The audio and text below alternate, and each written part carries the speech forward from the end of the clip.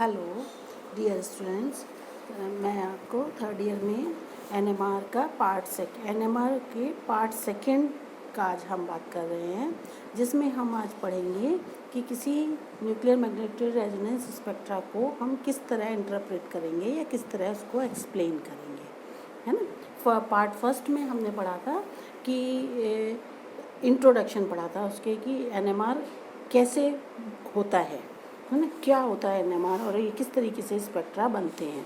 आज हम इसका डिस्कस करेंगे कि स्पेक्ट्रा को किस तरीके से एक्सप्लेन किया जाता है या इंटरप्रेट किया जाता है। तो इसको इंटरप्रेट करने के लिए एनएमआर को इसमें 4 पॉइंट्स हम डिस्कस करते हैं। फर्स्ट होता है नंबर ऑफ सिग्नल्स, सेकंड होता है पोजीशन ऑफ सिग्नल्स, थर्ड होता है एरिया ऑफ सिग्नल्स और फोर्थ होता है स्प्लिटिंग ऑफ सिग्नल्स।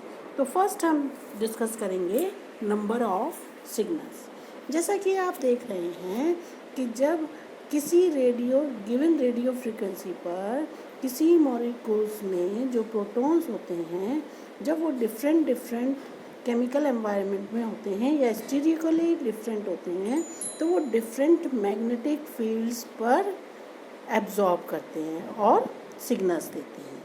अब ये जो सिग्नल्स हैं, नंबर ऑफ सिग्नल्स जो हैं, ये इन प्रोटॉन्स को हम इसके बेसिस पर 2 में डिवाइड करते हैं, equivalent protons and non equivalent protons.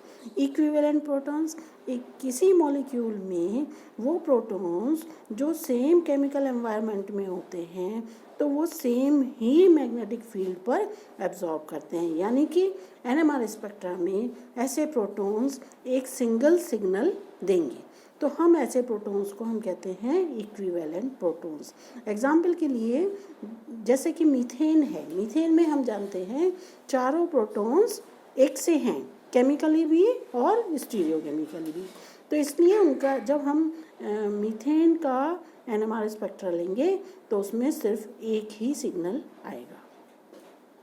दूसरी चीज़ होती है non equivalent protons. Non equivalent protons किसी मॉलिक्यूल के अंदर जब प्रोटॉन्स का केमिकल एनवायरनमेंट डिफरेंट होता है या स्टीरियोकेमिकली वो डिफरेंट होते हैं, तो वो डिफरेंट जगह पर या डिफरेंट मैग्नेटिक फील्ड पर एब्जॉर्ब करेंगे या हम कहें एनएमआर स्पेक्ट्रा में सिग्नल्स देंगे।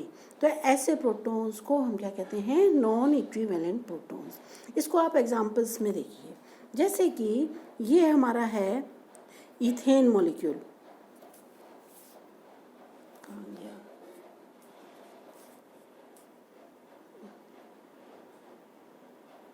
चला गया।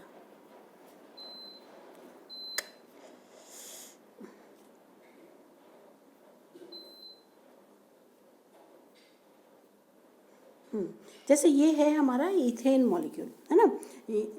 प्रोपेन में क्या है, ये 3 है ना। ये है CH3, इसके जो प्रोटॉन्स हैं जिसको हमने A से दिखाया हुआ है, तो ये एक ग्रुप हो गया, ये B ग्रुप हो गया और ये वाला C ग्रुप हो गया।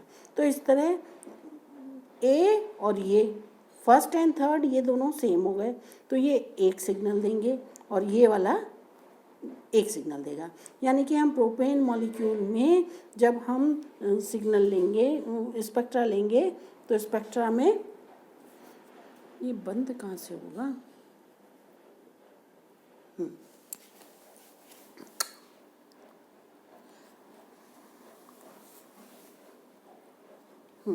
तो ये स्पेक्ट्रा में 2 सिग्नल देगा। इसी तरह अगर हम इसमें आए क्लोरोइथेन, है ना, क्लोरोइथेन में अब हम देखें ये 3 प्रोटॉन जिनको हमने A से शो किया हुआ है, ये एक केमिकल एनवायरनमेंट में है।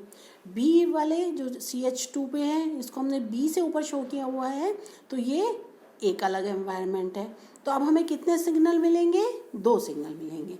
तो हम कंपाउंड को देख के बता सकते हैं कि कंपाउंड में हमें अगर जब हम इसका एनएमआर स्पेक्ट्रा लेंगे तो इसमें हमें 2 सिग्नल्स मिलेंगे। इसी तरह ये तीसरा कंपाउंड देखो, तीसरे कंपाउंड में ये क्या है, 1 क्लोरोप्रोपेन, है ना। अब इसमें क्या है, जो मिथाइल वाले हैं ये 3 प्रोटॉन एक एनवायरनमेंट में है, जो CH2 वाले हैं बीच वाले ये अलग है, एक तरफ CH2Cl है, एक तरफ CH3 है। तो ये दूसरा सिग्नल आएगा। तीसरा कौन सा आएगा, CH2Cl, जिसके पास एक Cl है, तो एक ये C वाला आएगा। तो इस तरह जब हम इसका लेंगे 1-क्लोरोप्रोपेन का, तो हमारे इसमें 3 सिग्नल आएंगे स्पेक्ट्रा में, है ना। तो इसी तरह हम देख के बताते हैं कि अब जैसे ये है हमारा ब्रोमोप्रोपीन 2, है ना। अब इसमें देखो ये जो यहाँ पर है, ये एक प्रोटॉन है, ये एक प्रोटॉन है। हम जानते हैं डबल बॉन्ड वाले में ये वाला प्रोटॉन इधर इसके पास CH3 है, इस वाले प्रोटॉन पर ब्रोमीन है, तो ये दोनों भी डिफरेंट हुए। तो एक तो हमारा CH3 का आएगा सिग्नल, एक हमारा इस वाले प्रोटॉन का आएगा और एक हमारा इसका आएगा। तो इस तरीके से हमारे 3 सिग्नल्स आएंगे इसमें टू ब्रोमोप्रोपीन में, है ना। तो इस तरीके से इसमें 3 सिग्नल आएंगे। तो इसी तरीके से हम ये देखते हैं कि कोई भी कंपाउंड कितने सिग्नल देगा, तो इसका मतलब उस कंपाउंड में उतने ही तरीके के नॉन इक्विवेलेंट प्रोटॉन्स के ग्रुप हैं, है ना। अब इसी तरह हम बात करें, सेकंड चीज़ है position of signals. Position of signals क्या होती है कि जब किसी कंपाउंड का NMR स्पेक्ट्रा लिया जाता है तो वो हमें ये बताता है जो सिग्नल की पोजीशन है कि वो एरोमेटिक हैं, एलिफेटिक हैं, प्रोटॉन प्राइमरी हैं, सेकेंडरी हैं, टर्शरी हैं, या किस टाइप के वो प्रोटॉन्स हैं, क्योंकि different protons different magnetic field में डिफरेंट जगह पर NMR स्पेक्ट्रा में सिग्नल देते हैं। अब इनके पोजीशंस को हम कैसे डिसाइड करेंगे, इसको डिसाइड करने के लिए है केमिकल शिफ्ट। इसको हम केमिकल शिफ्ट के बारे में बताते हैं।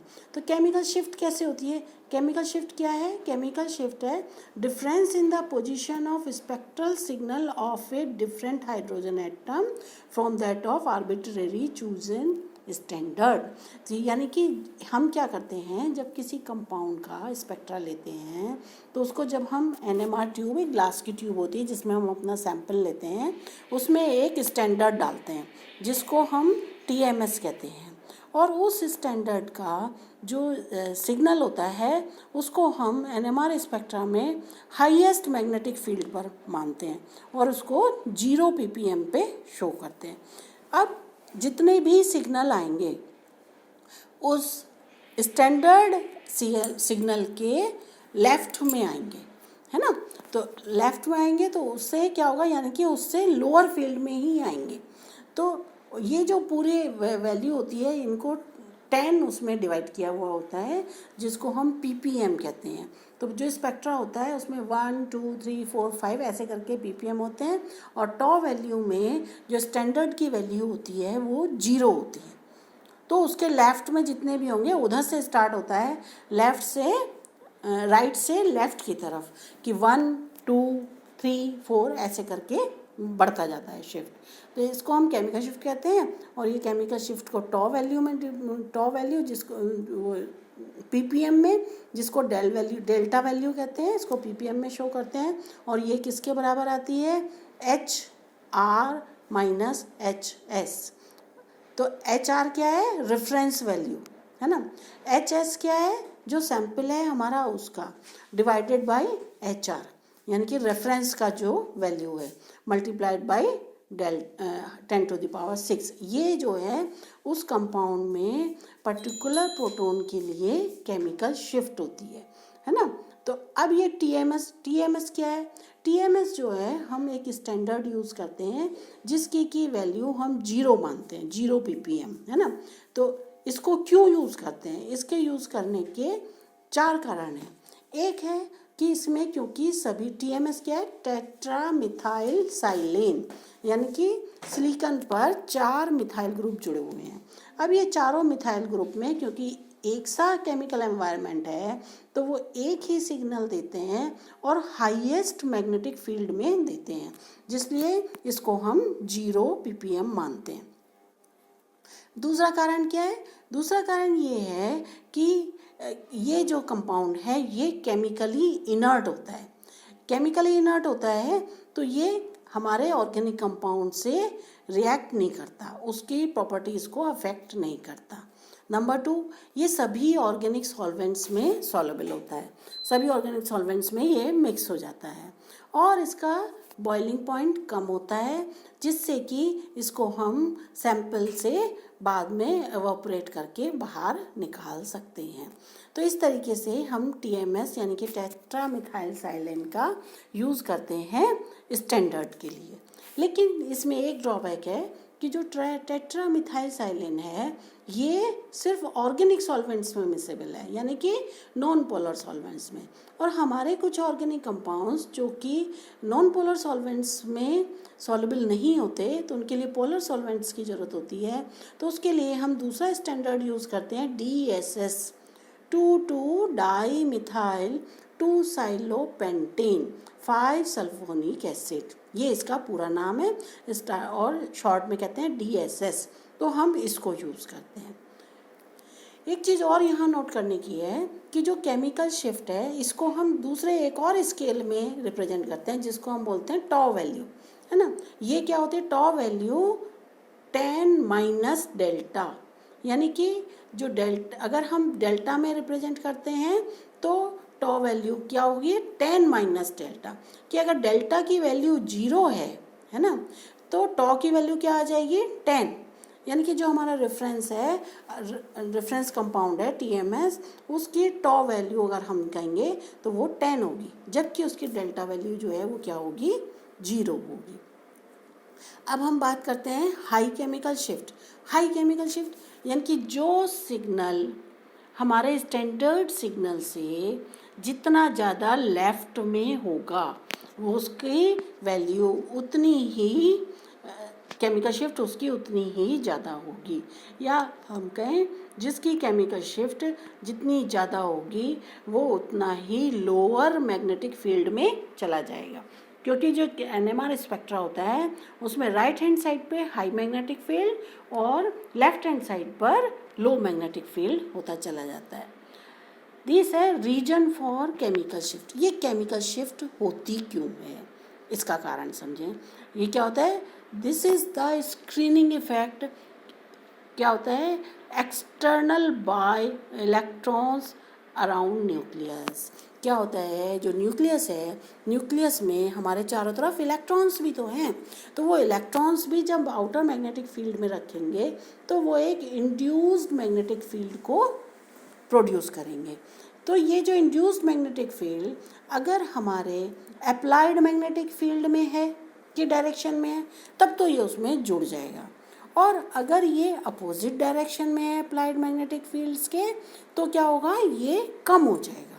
जो हमारा जो प्रोटॉन है उसके द्वारा फील किया गया मैग्नेटिक फील्ड कम हो जाएगा। तो इसकी वजह से जो है केमिकल शिफ्ट आती है, जिसको कि हम नेक्स्ट जब हम बनाएंगे तब हम नेक्स्ट टाइम जब हम पढ़ेंगे उसमें हम कंटिन्यू करेंगे केमिकल शिफ्ट कैसे होती है, क्या इफ़ेक्ट होता है, क्या फैक्टर्स इसको इफ़ेक्ट करते हैं। आज आप इतना ही करिए और इसको अच्छे से पढ़िए। धन्यवाद।